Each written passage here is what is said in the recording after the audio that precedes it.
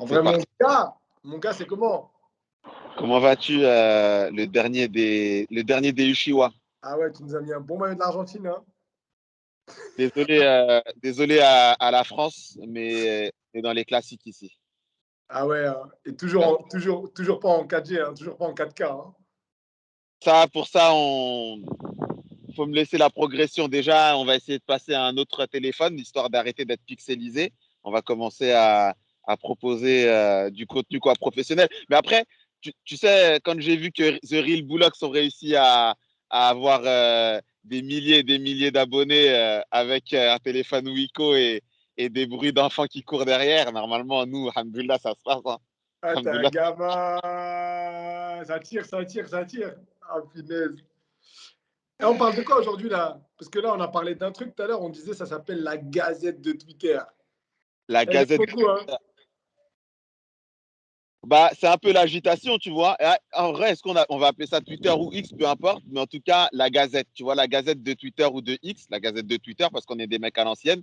Euh, ouais, en effet, ça s'agite. Ça parle de qui, de quoi. C'est marrant d'ailleurs, parce qu'on on va même discuter est-ce que la culture de l'instant ou pas.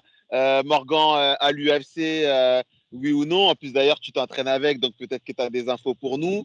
Comme je disais, le culture de l'instant. Là, on entend Guillaume Pelletier, Fernand Lopez. J'ai l'impression que ça jette au fond du trou Fernand. Guillaume, ça le met tout de suite comme ça.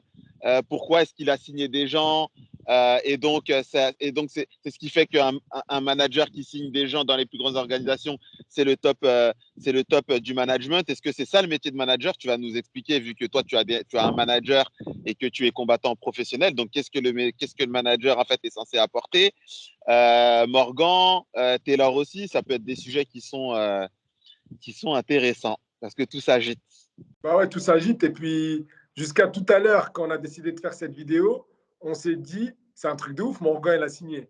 Mais là, j'ai regardé encore une fois les réseaux. Et en fait, Guillaume, il a communiqué sur un autre mec qu'il allait mettre au Dana White Contender Series.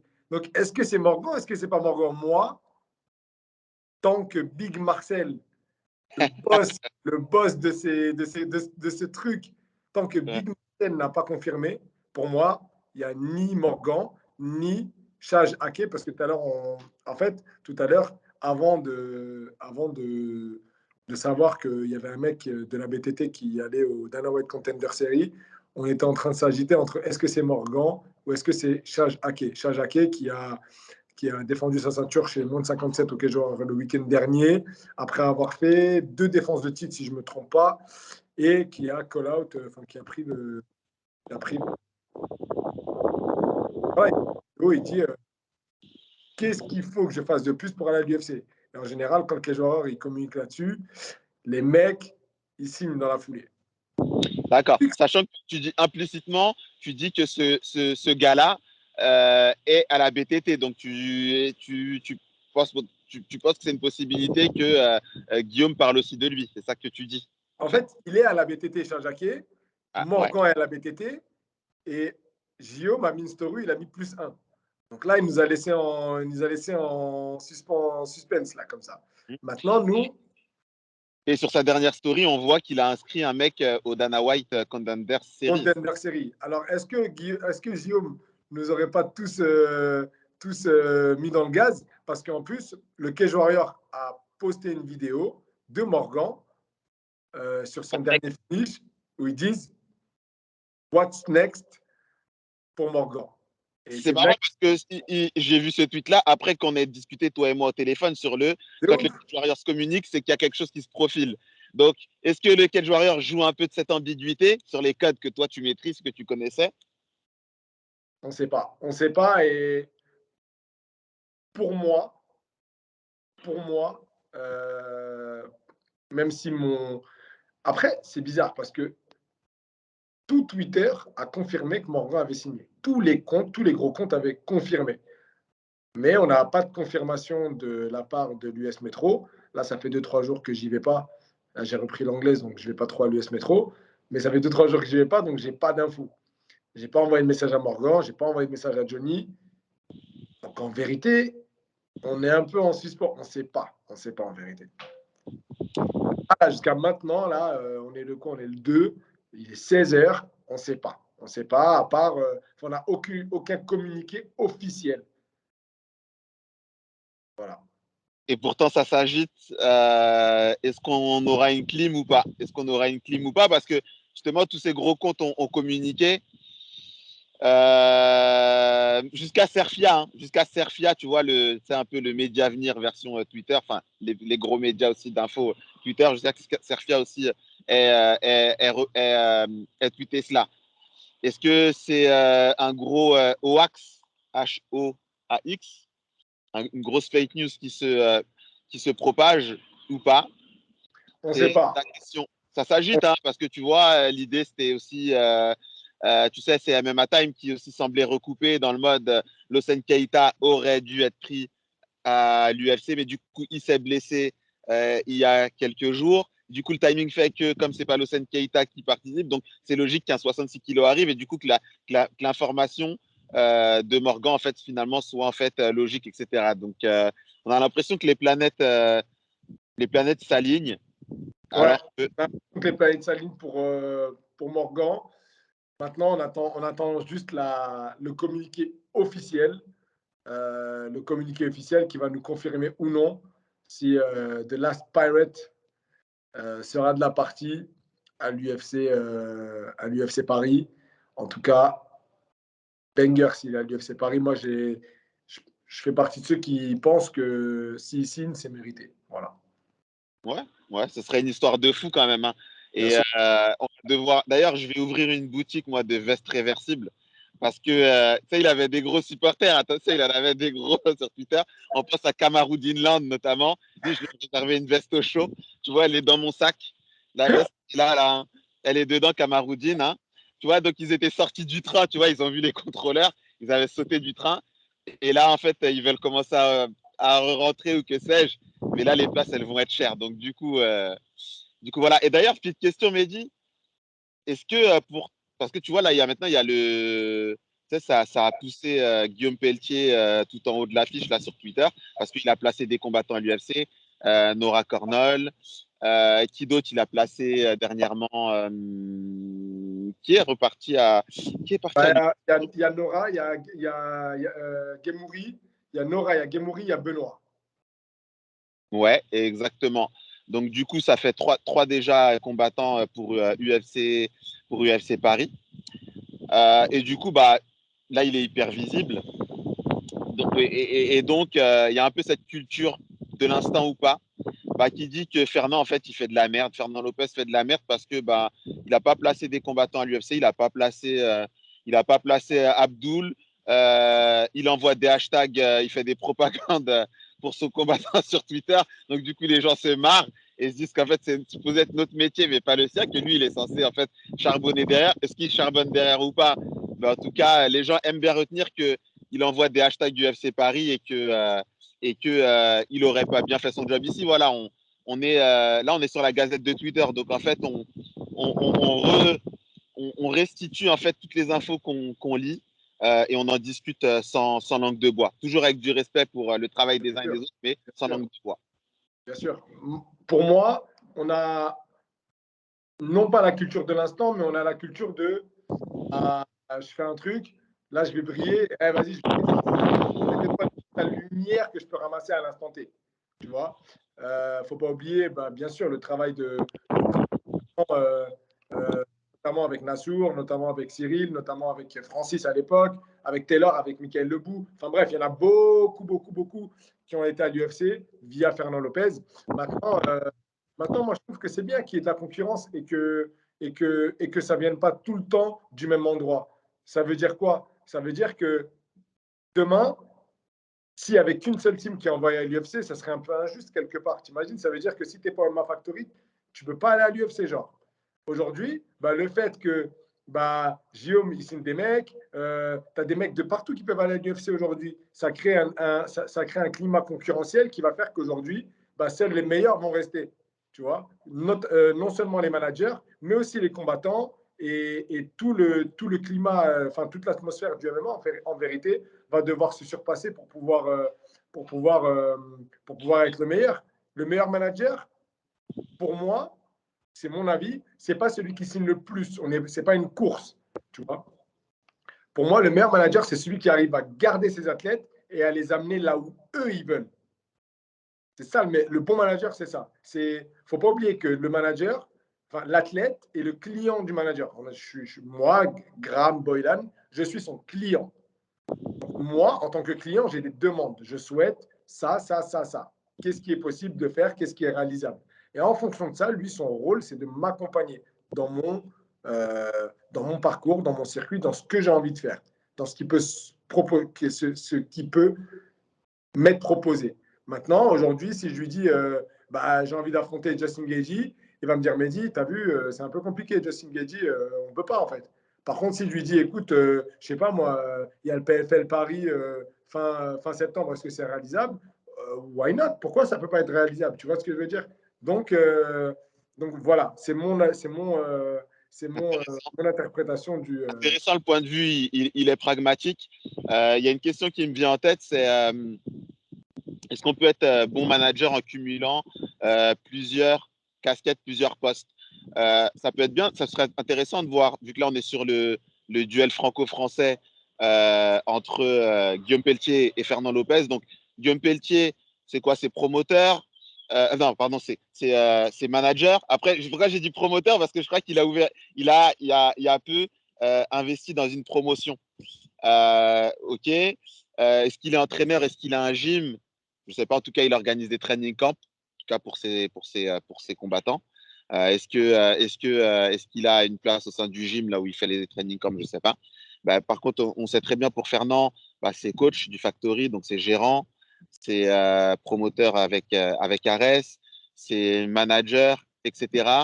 Donc, est-ce que ça a pu poser un problème pour faire signer, notamment, on va parler d'Abdul, on est pragmatique, sachant qu'aussi certains, là je mélange un peu tout, disent aussi que Ali Abdelaziz aurait aussi voulu mettre des bâtons dans les roues pour les bâtons dans les roues de Fernand et ouais de Fernand quoi. Donc du coup dommage collatéral sur Abdul. Donc tu vois j'ai mélangé un peu est-ce que on peut avoir plusieurs casquettes, mais du coup plusieurs casquettes dit bah, ces histoires aussi de Slim Trabelsi. Du coup, ça avait créé des soucis avec Ali Abdelaziz. Et finalement, aujourd'hui, bah, il y a un athlète aujourd'hui qui est peut-être dans l'œil du cyclone et qui ne va pas pouvoir assouvir ses rêves. Abdul.